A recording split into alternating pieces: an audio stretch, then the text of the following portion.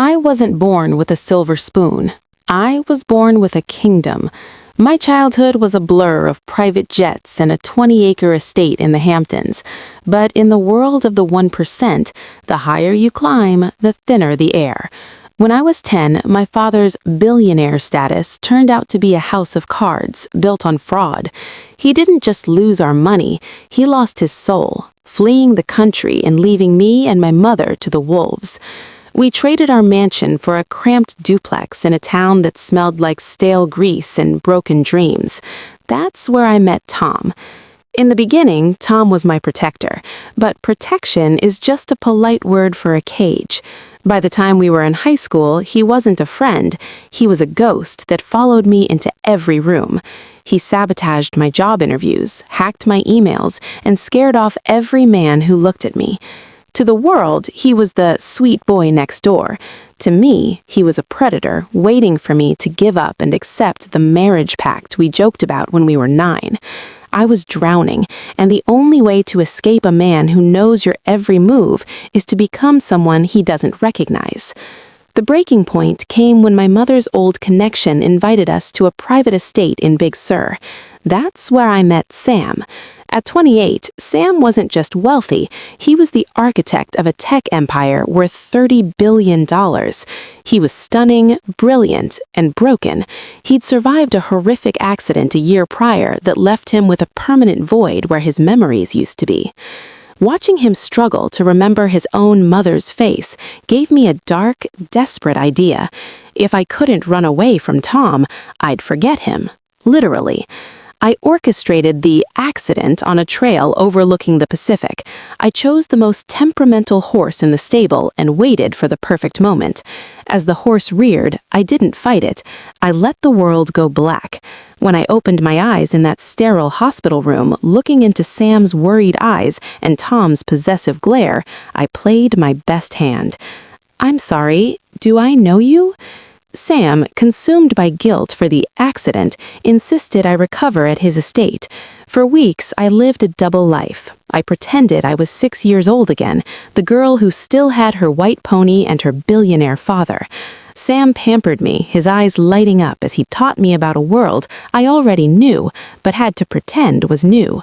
We grew closer in the quiet corners of his library and the infinity pool overlooking the ocean. For the first time in a decade, I felt safe. I was falling for him, hard, but every kiss felt like a heist. I was stealing his affection under false pretenses. The breaking point came at a massive charity gala in Manhattan. Sam was the guest of honor, having donated $50 million to a global education fund. I stood in the wings, ready to surprise him, only to see him take the stage with a woman who looked like she stepped off a Vogue cover, Chloe. The announcer didn't just introduce her, he toasted to the future Mrs. Sam Thorne. My heart didn't just break, it incinerated. I realized I was just a project to Sam, a way to heal his own trauma while he maintained his real-world obligations. I fled into the rainy New York night, only to find the one person I couldn't forget, Tom. He'd followed me to the city. He caught me in an alleyway, his face a mask of rage. "I know you're faking, Nicole. You can't forget me. I'm in your blood." I didn't cower this time. I looked Tom in the eye and told him the truth, that I'd rather live in a void than spend one more second in his shadow. I told him he needed professional help, or the next call I made wouldn't be to a therapist, but to the precinct. 2 days later, the roar of a helicopter shook my mother's modest backyard. Sam stepped out, looking like he hadn't slept in a week. He explained that Chloe was a business arrangement his father forced on him to secure his CEO position, a contract he just shredded to find me. I stood there, looking at this billionaire who had everything, and I laid my cards on the table. I told him the amnesia was a lie, a desperate move to escape a stalker. I expected him to turn around and fly away.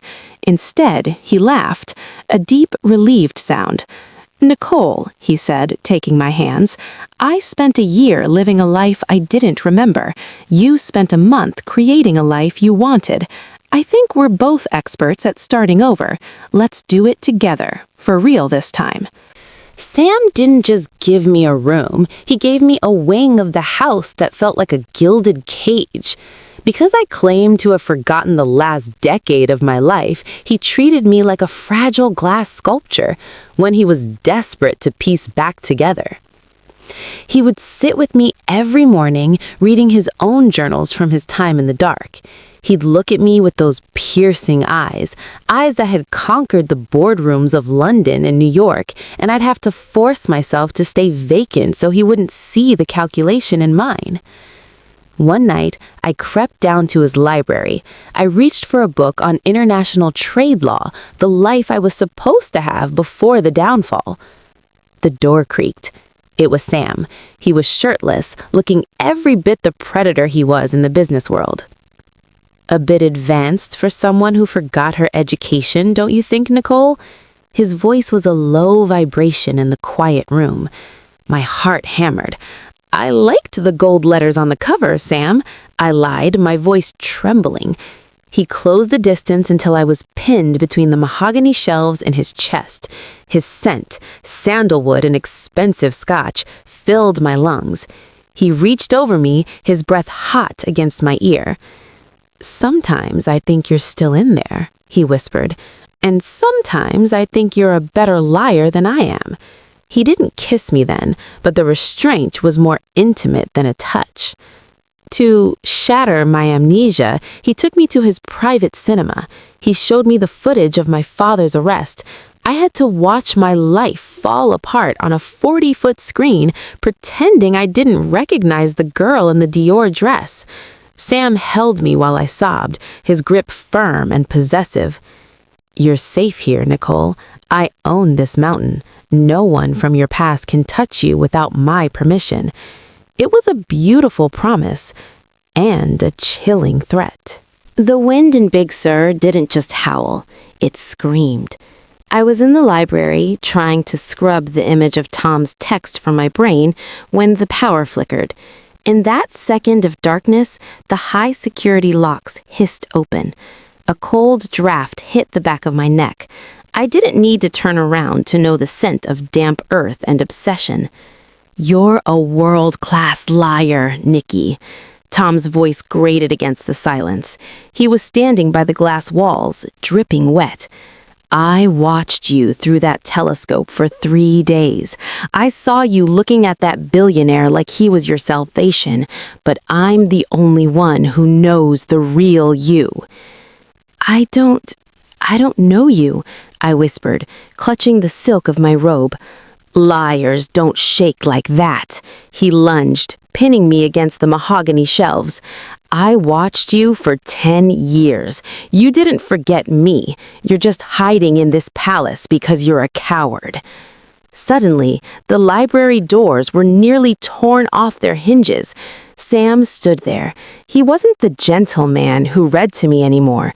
He looked like the $30 billion predator he was in the boardroom. "Take your hands off her," Sam said, his voice a low, lethal growl. "Or what?" Tom sneered. "She's mine. We have a pact." Sam didn't argue. He crossed the room in 3 strides and ripped Tom away from me, slamming him against the glass overlooking the cliff. "I don't care about your pacts. She is under my roof, and that makes her mine.